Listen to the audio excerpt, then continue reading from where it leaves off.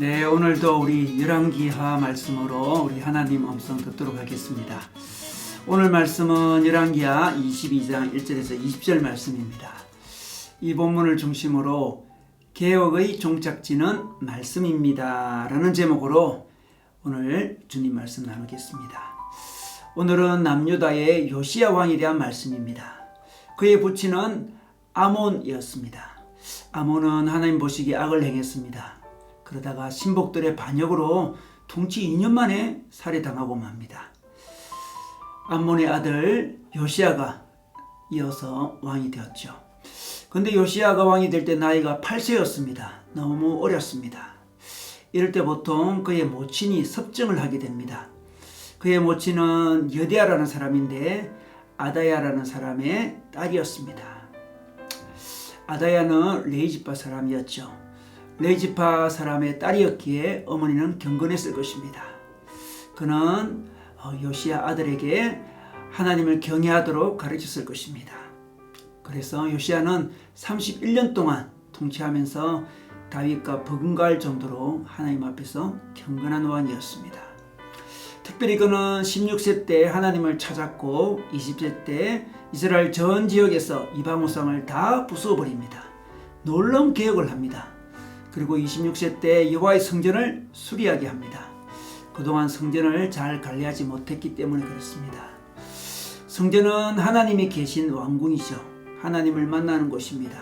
하나님께 제사하는 곳입니다. 우상을 타파하는 것과 아울러서 백성들이 하나님을 잘 만날 수 있도록 하나님께 나아갈 수 있도록 성전을 수리하는 것이 개혁이라 할 수 있습니다. 이렇게 진정한 개혁은 성전을 수리하는 곳까지 나아가야 됩니다. 하나님과의 관계를 온전히 할 수 있도록 환경을 조성하는 것이 개혁입니다. 하나님을 잘 만날 수 있도록 좋은 환경을 만드는 것이 개혁인 것입니다. 좋은 신앙의 공동체에 속하는 것이 개혁인 것입니다. 기도의 자리, 그리고 말씀의 자리, 그 자리를 확보하는 그것이 개혁인 것입니다. 감사하게도 요시야는 성전을 수리하다가 율법을 발견하게 됩니다. 하나님의 말씀을 발견했습니다. 성전에 있는 율법도 제대로 관리가 안 되어서 성전 안에 율법이 있는지도 몰랐습니다. 이렇게 신앙개혁을 하다 보면 결국 하나님의 말씀을 만나게 됩니다. 말씀으로 나아가게 됩니다. 요시야 왕은 이 발견한 율법책을 훌다라는 여자 예언자에게 가져다 주도록 합니다. 그리고 율법으로부터 하나님의 말씀을 들으려고 합니다. 훌라 예언자는 하나님의 말씀을 들려줍니다. 그런데 하나님의 말씀은 유다 백성이 다른 신을, 다른 우상을 섬겼기에 하나님께서 심판하신다는 내용입니다. 이 말씀에 따라 겸손하게 무릎을 꿇고 통곡하라는 말씀이었습니다. 회개하라는 말씀이었습니다. 말씀이 바로 회개를 요구했던 거죠. 이에 요시야는 순종합니다. 회개합니다. 겸손해집니다. 그래서 요시야 시대는 남유다가 망하지 않습니다. 이를 통해 우리가 개혁을 할 때, 우리가 영적으로 회복될 때 어떤 일이 일어나는지를 우리가 깨달을 수 있습니다. 우리가 영적으로 회복될 때는 우상을 없앱니다. 하나님께 나아갈 수 있도록 성전을 수리합니다. 하나님께 나아갈 수 있는 환경을 새롭게 합니다. 그리고 결국 하나님의 말씀을 듣게 되고 그 하나님의 말씀에 따라 회개하게 되고 그 하나님의 말씀에 순종하게 됩니다. 그러면서 회복이 일어나는 것입니다. 그러므로 우리의 개혁의 종착지는 말씀입니다. 말씀을 경청하는 것입니다. 말씀을 듣고 순종하는 것입니다. 말씀을 듣고 말씀대로 살아가는 것입니다. 자신이 늘 하나님 앞에 새로워지고 싶습니까? 자신을 늘 개혁하고 싶습니까? 그러면 말씀에 대한 자신의 반응을 보면 됩니다. 말씀을 찾아갑니까? 말씀이 그립습니까? 말씀이 달콤합니까?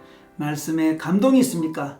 말씀에 순종하는 마음이 있습니까? 그렇다면 여러분은 영적으로 회복하고 있는 중입니다. 하나님 나라 백성답게 살아가고 있는 것입니다.